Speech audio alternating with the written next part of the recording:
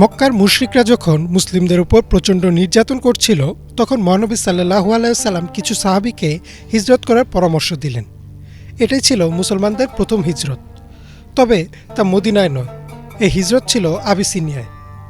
মহানবী সাল্লাল্লাহু আলাইহি সাল্লাম তার সঙ্গীদের বললেন, আবিসিনিয়ায় একজন সৎ ও ন্যায় বিচার পরায়ণ খ্রিস্টান বাদশাহ রয়েছেন, তিনি তাদের সেখানে থাকতে দিবেন আর ইসলাম ধর্ম পালনে কোনো বাধা দিবেন না।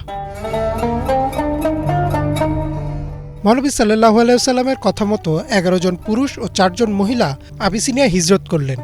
তবে হিজরতের ৩ মাসের মাথায় তারা আবার মক্কায় ফিরে এলেন, কারণ তখন একটা গুজব ছড়ায় যে কুরাইশরা সবাই ইসলাম ধর্ম গ্রহণ করেছে আর মহানবী সাল্লাল্লাহু আলাইহি সাল্লামের পিছনে একত্রিত হয়েছে।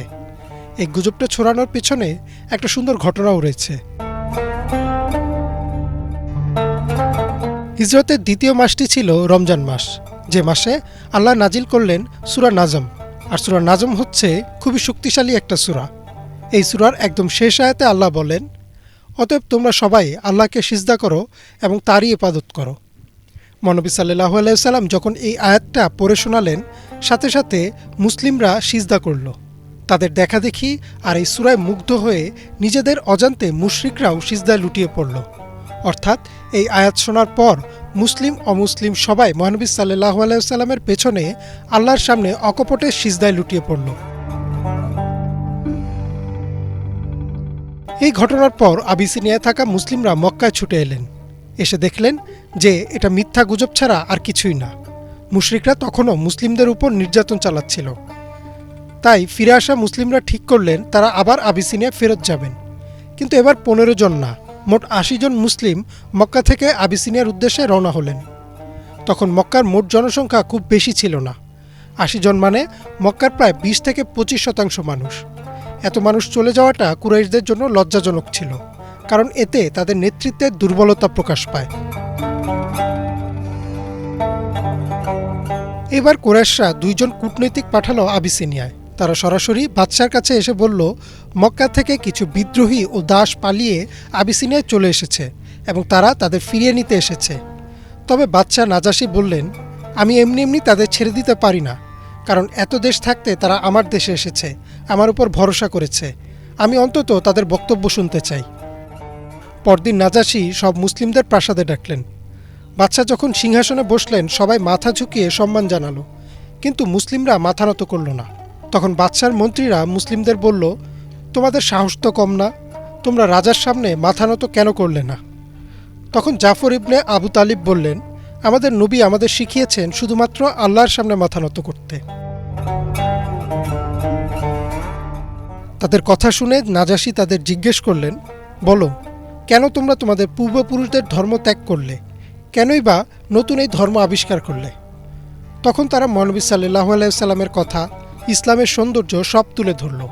তাদের কথা শুনে নাজাশী মুগ্ধ হয়ে জিজ্ঞেস করলেন, তোমাদের এই নবীর কাছে কি কোনো কিতাব আছে? মুসলিমরা বললেন, হ্যাঁ আছে। এরপর জাফর ইবনে আবু তালিব সূরা মারিয়ামের প্রথম কিছু আয়াত পড়ে শোনালেন। সেই আয়াতগুলো শুনে নাজাশী অঝরে কান্না করতে থাকলেন আর বললেন, কোনো সন্দেহ নেই যে বাইবেল আর কোরআন এক জায়গা থেকেই এসেছে। এরপর কুরাইশদের সেই ২ প্রতিনিধি বলল, বাদশা, এরা আপনাদের ঈশ্বর যিশুর ব্যাপারে আজে বাজে কথা বলে। তখন নাজাশী বললেন, যিশুর ব্যাপারে তোমরা কি বলো? জাফর ইবনে আবু তালিব বললেন, যিশুর ব্যাপারে আমাদের নবী সাল্লাল্লাহু আলাইহি সাল্লাম আমাদের শিখিয়েছেন। তিনি বলেছেন, যিশু ছিলেন আল্লাহর কালিমা, তিনি কোনো পিতা ছাড়াই মারিয়াম আলাইহিস সালামের গর্ভে জন্ম নিয়েছেন, তিনি ছিলেন আল্লাহর পাঠানো একজন রাসূল। এই কথা শোনার পর নাজাশী বললেন, তোমাদের নবীর কথা আর যিশুর শিক্ষার মধ্যে কোনো পার্থক্য নেই, তোমরা যতদিন চাও এদেশে থাকতে পারো। আর সেই ২ কূটনীতিককে তিনি বললেন, আপনারা চলে যান, পাহাড় পরিমাণ স্বর্ণের বিনিময়েও আমি তাদেরকে আপনাদের হাতে তুলে দেব না। এরপর ১৪ বছর মুসলিমরা সেখানে ছিল। পরবর্তীতে মদিনায় হিজরতের ৭ বছর পর মহানবী সাল্লাল্লাহু আলাইহি সাল্লাম মুসলিমদের ফিরে আসতে বললেন আর নাজাশীর জন্য একটা চিঠি পাঠালেন, যাতে তাকে ইসলামের দাওয়াত দেওয়া হয়।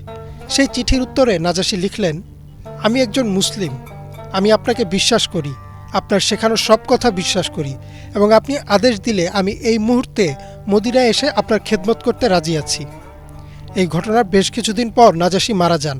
তার মৃত্যুর খবর জিবরাইল আলাইহিস সালাম মহানবী সাল্লাল্লাহু আলাইহি সাল্লামকে দেন। আর নাজাশির জন্য মহানবী সাল্লাল্লাহু আলাইহি ওয়াসাল্লাম প্রথমবারের মতো গায়েবী জানাজার নামাজ আদায় করেন। ইমরান মাহমুদ, বাংলা ভিশন।